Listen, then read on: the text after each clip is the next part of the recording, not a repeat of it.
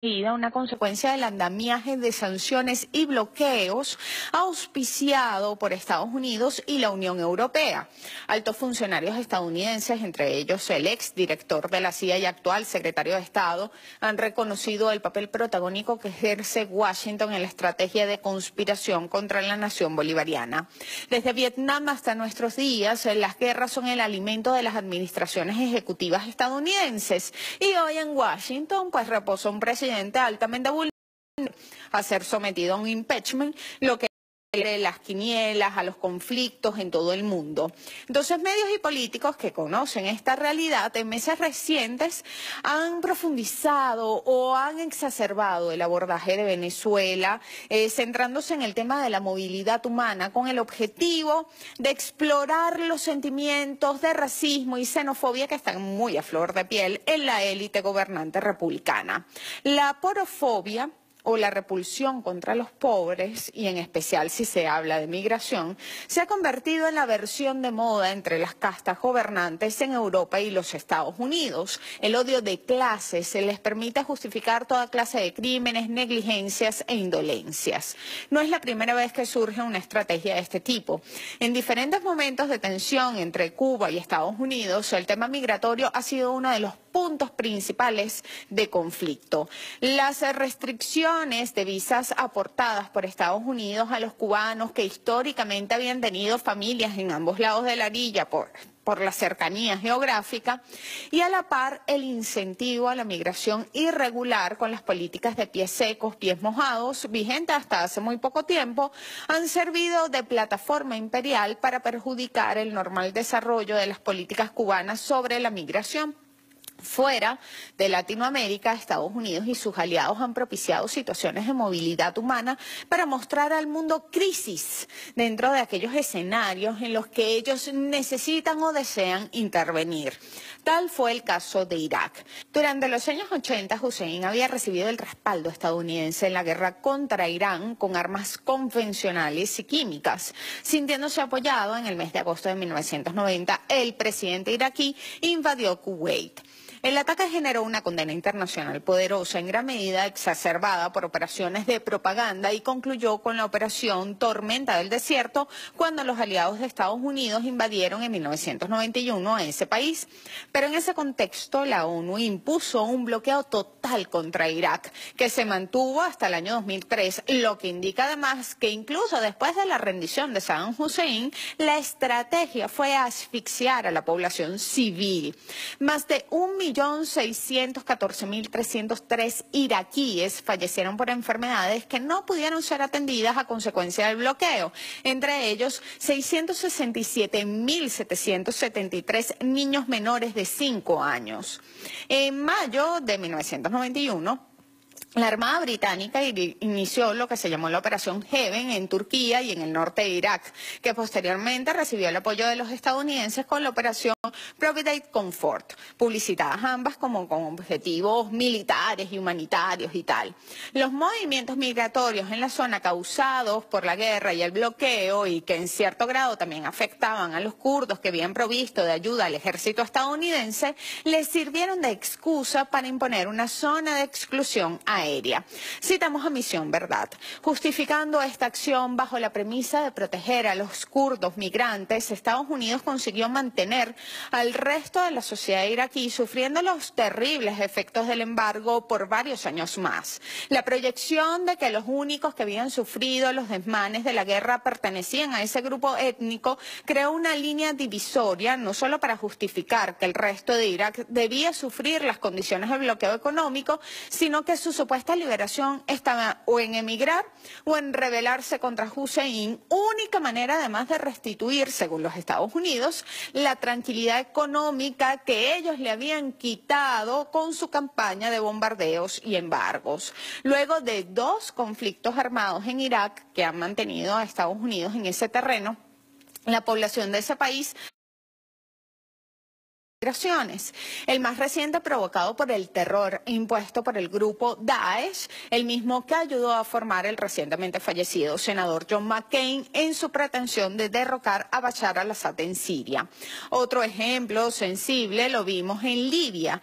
A la guerra en ese país del norte de África, que gozaba de los mejores índices de desarrollo humano de ese continente, le antecedió una imposición de una narrativa de crisis humanitaria. El relato contemplaba una huida masiva de refugiados extranjeros que se agolpaban en los puestos de control en Libia, intentando huir de Muammar Gaddafi. Reportaba entonces el diario El País, unos 100.000 trabajadores inmigrantes han huido del país en los últimos días, según el alto comisionado de las Naciones Unidas para los Refugiados, ACNUR. 40.000 por la frontera tunecina y 55.000 por la egipcia. Pronto la Liga Árabe suspendió la membresía de Libia y apoyó a la ONU en el establecimiento de una zona de exclusión aérea. Manifestó su apoyo a un gobierno de probeta en Libia conocido como el Consejo Nacional de Transición, que en realidad era una marioneta de los países miembros de la OTAN. El Consejo de Seguridad de la ONU acordó un paquete de sanciones contra el país norafricano. Se concertó congelar los activos de, entre otros, la National Oil Corporation y del Banco Central de Libia, argumentando que el dinero de esas empresas eran de Gaddafi y de su familia. Así, las poderosas reservas internacionales del pueblo libio, las mejores de África, fueron usurpadas por Occidente. El 19 de marzo del año 2011, Estados Unidos, Francia y Gran Bretaña iniciaron una operación militar amparada por la ONU, invocando a la doctrina de la responsabilidad de proteger. En apenas 7 meses de operación militar, la OTAN efectuó 10.000 misiones de ataque con 40.000 bombas y misiles contra los libios. Como resultado, los números más conservadores, en este caso hablamos de lo de la Cruz Roja Internacional, cifran el número de fallecidos en 120.000 libios.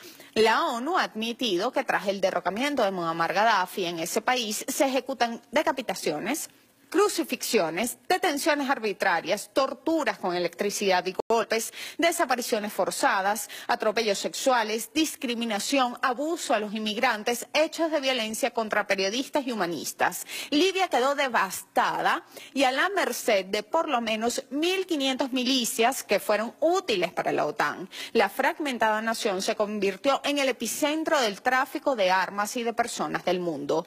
Tras la caída de Libia, Europa ha enfrentado lo que se denomina según la ACNUR la peor crisis migratoria después de la Segunda Guerra Mundial, mientras que el sistema capitalista, a través de sus grupos de odio y sus medios de comunicación, exacerban la xenofobia y el racismo. Meses antes de su muerte, Gaddafi había advertido a Occidente sobre el papel que tenía Libia en la estabilidad de movimientos humanos del continente. Somos una puerta hacia Occidente a través de la cual millones de africanos tratan de ingresar a Europa. Si la situación se vuelve inestable, entonces Libia se transformará en un segundo Afganistán. Millones de migrantes se dirigirán a Europa, lo cual repercutirá en toda la región del Mediterráneo. Y la profecía se cumplió. En los últimos 30 días se han emitido 140.599 tweets mencionando una crisis humanitaria relacionada a la migración en Venezuela. Mientras que la situación humanitaria en Siria, donde se inoculó a los más peligrosos grupos terroristas auspiciados por Washington, se la menciona 4,7 veces menos. Y en el caso de Libia, 34,9 veces menos, a pesar de la tragedia que dejó allí la OTAN. Volviendo al escenario venezolano, las constantes provocaciones de Estados Unidos utilizando a Colombia como plataforma de acción contra Venezuela, el movimiento de tropas a la frontera entre Brasil y Venezuela ordenado por Temer y la manipulación de cifras de la migración venezolana nos hablan de una escalada de agresiones que recién comienza. El senador estadounidense Marco Rubio ha estado promoviendo la idea de que la movilidad humana venezolana es peligrosa para la región. El día 23, en su cuenta Twitter, aseguró que la crisis en Venezuela se ha convertido en una amenaza a la seguridad nacional de los Estados Unidos. El régimen de Maduro es un sindicato del crimen organizado que trafica drogas en nuestras calles y está dirigiendo una peligrosa crisis migratoria. Más recientemente, y luego de reunirse con el asesor de defensa de Estados Unidos, John Bolton, apostó por una solución militar en Venezuela que favorezca los intereses de ese país y dijo, cita textual, yo creo que las Fuerzas Armadas de Estados Unidos solamente se utilizan en caso de amenaza a la seguridad nacional. Creo que hay un argumento muy fuerte, sí. A raíz de estas declaraciones, el embajador representante de Venezuela ante la ONU, Samuel, de la securitización del tema migratorio, la manipulación de un tema socioeconómico para convertirlo en un asunto de paz y seguridad regionales. Ese proceso fue iniciado en el año 2017 por Julio Borges, cuando calificó a la movilidad humana venezolana como una enfermedad contagiosa para la región que implicaba la expansión del crimen organizado, paramilitarismo, tráfico de drogas y terrorismo. Veamos junto a Telesur algunas cifras que se manejan.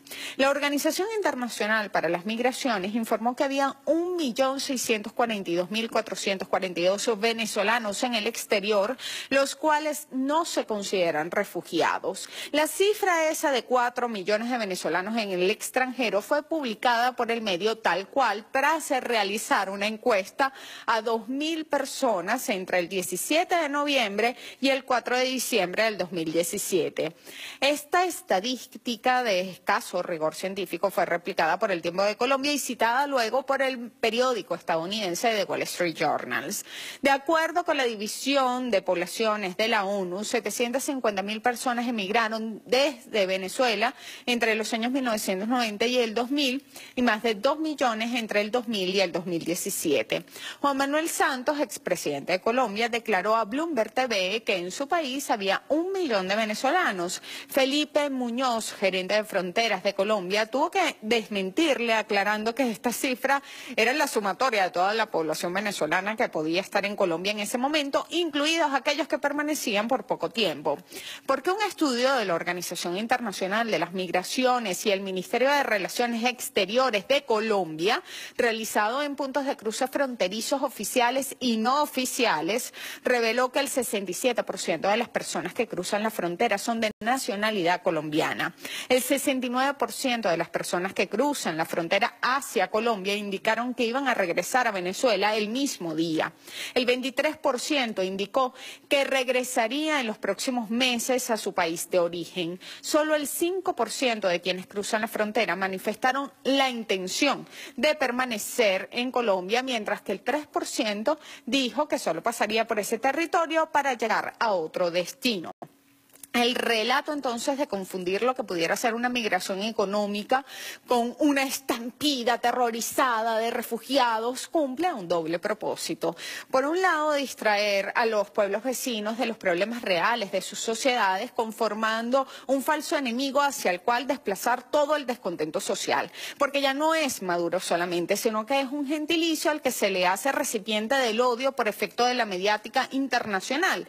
Con esta estrategia en mente, vemos titulares que deambulan de lo tragicómico a lo ridículo, como este de Caracol. Aumentan casos de infidelidad por llegada masiva de venezolanos. Pura sensualidad, pues. Y por el otro lado, se busca generar las condiciones para derrocar al gobierno venezolano por la vía no electoral. Para los próximos 2 años no están planificadas elecciones de autoridades nacionales en nuestro país. Por ende, entonces, la guerra se desplaza de lo político al terreno económico y, si no funciona, al militar. Se necesita entonces generar matrices que justifiquen tales acciones. Por eso la mediática internacional no menciona que en Venezuela viven 5.600.000 colombianos, 400.000 ecuatorianos, 500.000 peruanos. Venezuela nunca ha entendido además la movilidad migratoria como un problema o una crisis, sino como un fenómeno asociado con lo humano. Nuestra sociedad se ha construido históricamente como un país huésped de migrantes. Mientras Colombia se sirve un banquete con los dólares de los contribuyentes estadounidenses por recibir a 442.000 venezolanos, poco o nada dice dice del hecho de que el dinero venezolano congelado por Estados Unidos y la Unión Europea es 27 veces superior a la ayuda humanitaria ofertada. Políticos y medios se proponen desconocer que en Venezuela se realizan a través de la misión Barrio Adentro 66 millones de consultas anuales, de las cuales 11.220.000 ofrecen atención médica a colombianos. Si la consulta médica en Colombia cuesta unos $30, el monto que Venezuela invierte en esa atención equivale a 336.600.000 dólares. En los últimos 18 años en Venezuela han sido atendidos 582.000 partos de madres colombianas. Esto representa un 7% de la natalidad en Venezuela. Tratándose de atención y no de caridad, el Estado venezolano garantiza que 1 millón de familias colombianas reciban CLAP, lo que representa un total de 300 millones de dólares que invierte Venezuela en atender a los ciudadanos de esa nacionalidad que viven en la tierra de aquel que les dio la libertad. Mientras ellos reinciden en el odio y la violencia, nosotros reincidimos en el amor y la esperanza. Hasta un nuevo clic.